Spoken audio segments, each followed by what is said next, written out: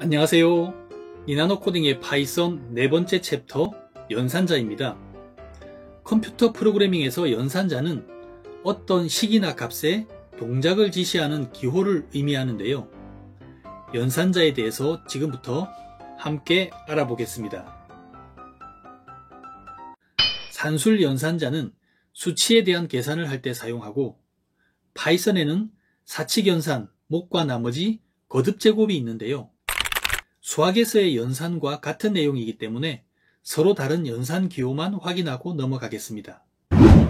파이썬에서 사용하는 곱하기 나누기, 목과 나머지, 그리고 거듭제곱 연산자인데요. 거듭제곱에서 왼쪽 피연산자가 미치고 오른쪽 피연산자가 지수입니다. 비교 연산자는 크기를 비교할 때 사용하고, 결과값은 참과 거짓의 논리값만을 가지는데요. 파이썬에서 비교 연산을 해보겠습니다.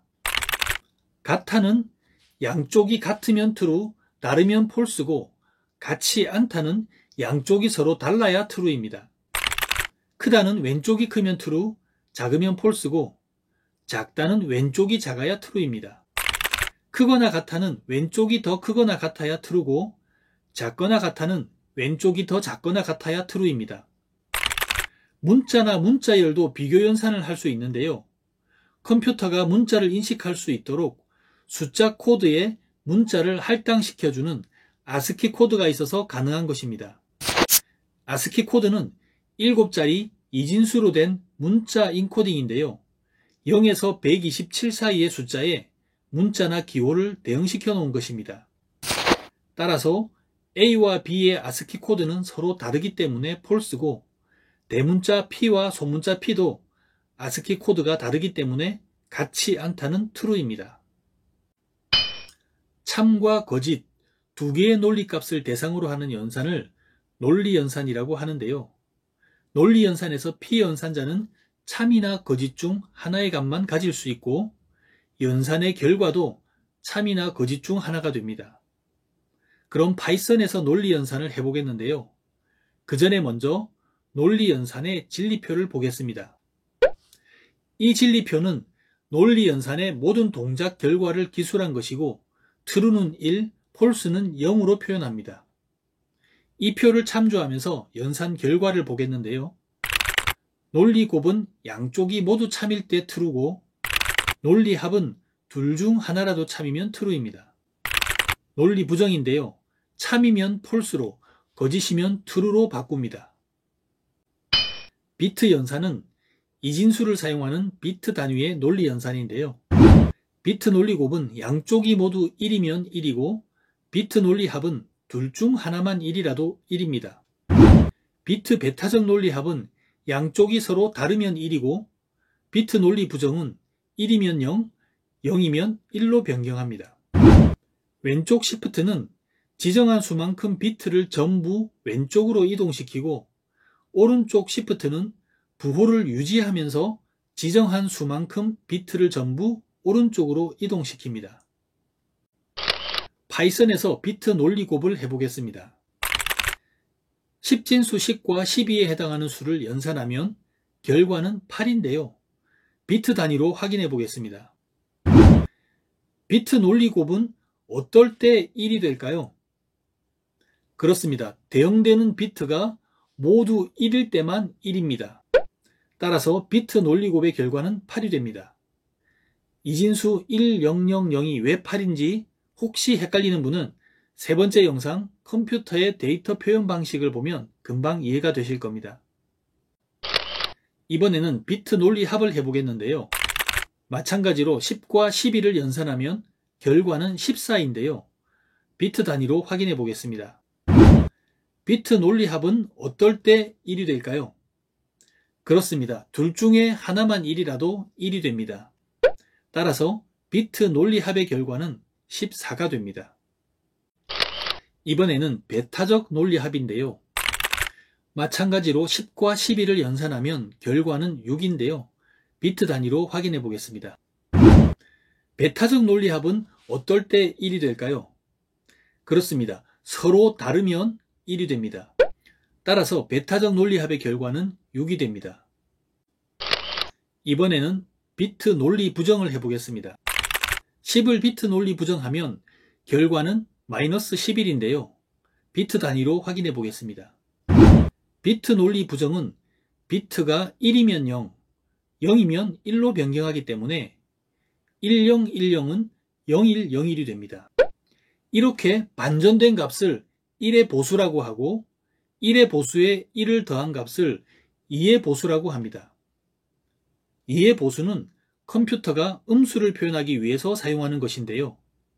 어떤 값의 2의 보수는 반대의 부호가 되는 것입니다. 그리고 이진수는 최상위 비트가 0이면 양수고 1이면 음수인데요. 논리 부정을 하면 최상위 비트도 1로 변경돼서 값이 마이너스로 바뀌기 때문에 2의 보수를 취해준 것을 반대로 풀어줘야 합니다. 따라서 0101에서 1을 빼주면 0100이 되고 다시 1의 보수를 취하면 1011이 됩니다. 따라서 10을 논리 부정하면 마이너스 11입니다. 이번에는 지정한 수만큼 비트를 전부 왼쪽으로 이동시키는 연산을 해보겠습니다. 41을 왼쪽으로 한번 이동시킨 결과는 84인데요. 이것은 42에다가 2의 1승을 곱한 것과 같습니다. 10을 한 번에서 3번까지 차례로 시프트 해보면 결과는 20, 40, 80으로 이것은 10에다가 2의 1승부터 3승까지 차례로 곱한 것과 같습니다. 따라서 비트를 왼쪽으로 이동하는 것은 2의 n승을 곱한 것과 같은 결과입니다. 어떻게 해서 2의 n승을 곱한 효과를 나타내는지 비트 단위로 좀 더 자세히 알아보겠습니다. 왼쪽 시프트는 비트 수를 증가시키는데요. 10을 왼쪽으로 한 비트씩 이동시키면 모두 이동한 뒤에 오른쪽 한 비트를 0으로 채웁니다. 두 비트씩 이동시키면 마찬가지로 모두 이동한 뒤에 오른쪽 두 비트를 0으로 채웁니다. 이번에는 지정한 수만큼 비트를 전부 오른쪽으로 이동시키는 연산을 해보겠습니다. 41을 오른쪽으로 한번 이동시킨 결과는 21인데요. 이것은 41을 2의 1승으로 목 연산한 것과 같습니다. 10을 한 번에서 3번까지 차례로 시프트 해보면 결과는 5, 2, 1이고 이것은 10에다가 2의 1승부터 3승까지 차례로 목 연산한 것과 같습니다. 따라서 비트를 오른쪽으로 이동하는 것은 2의 n승으로 목 연산한 것과 같은 결과입니다. 어떻게 해서 목 연산한 결과를 나타내는지 비트 단위로 좀 더 자세히 알아보겠습니다. 오른쪽 시프트는 비트 수를 감소시키는데요. 10을 오른쪽으로 한 비트씩 이동시키면 모두 이동한 뒤에 왼쪽 한 비트를 0으로 채우고 오른쪽 한 비트는 사라집니다. 두 비트씩 이동시키면 마찬가지로 모두 이동한 뒤에 왼쪽 두 비트를 0으로 채우고 오른쪽 두 비트는 사라집니다. 이렇게 비트 연산을 사용하는 이유는 일반 연산에 비해서 굉장히 빠른 속도 때문인데요. 패턴 인식, 신호 처리, 인공지능 등에 사용이 됩니다. 대입 연산자는 오른쪽에 있는 값을 왼쪽에 넣을 때 필요한 연산자인데요. 수학에서는 이퀄 사인을 등호라고 하고 양변의 수나 값이 서로 같다는 뜻입니다. 하지만 프로그래밍 언어에서 이퀄 사인은 오른쪽의 값을 왼쪽에 넣으라는 대입 연산자고 수학의 등호와 같은 역할의 연산자는 비교 연산자 같아입니다. 그럼 이제 각 연산자가 어떻게 사용되는지 알아보겠습니다. 대입은 오른쪽에 있는 값을 왼쪽에 있는 변수 A에 대입하라는 것인데요. 변수는 데이터를 저장하는 공간입니다. 대입 아래에 있는 연산자들은 산술과 대입이 같이 있는데요. 산술 연산을 먼저 한 후에 대입을 하라는 의미입니다. A 플러스 이퀄 2는 A에 A 더하기 2를 대입하라는 것인데요. 변수 A에 저장된 값에 2를 더해서 변수 A에 다시 대입하라는 것입니다. 따라서 A에 2가 저장되어 있었다면 다시 4가 저장되는 것입니다. 나머지 연산자들도 같은 원리입니다. 그럼 파이썬에서 대입 연산을 해보겠는데요. A에 3을 대입하고 여기에 다시 5를 더하기 대입하면 8이 됩니다.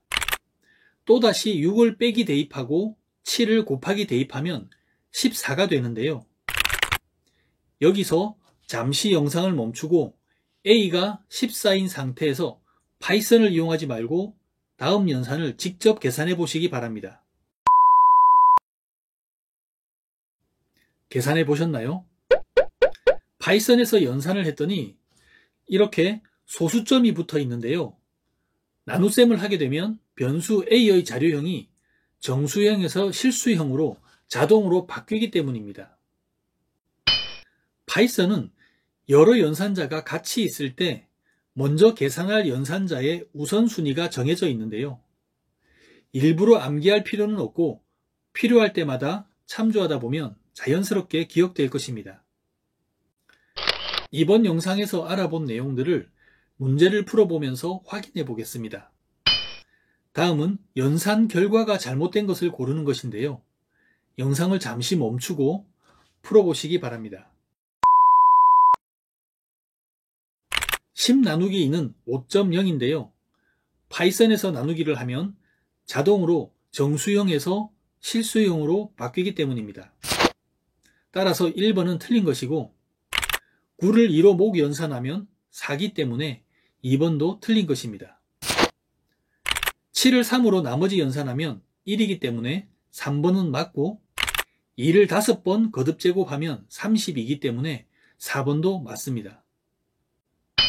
수학에서 사용하는 식을 파이썬으로 계산해서 결과를 출력해 보십시오.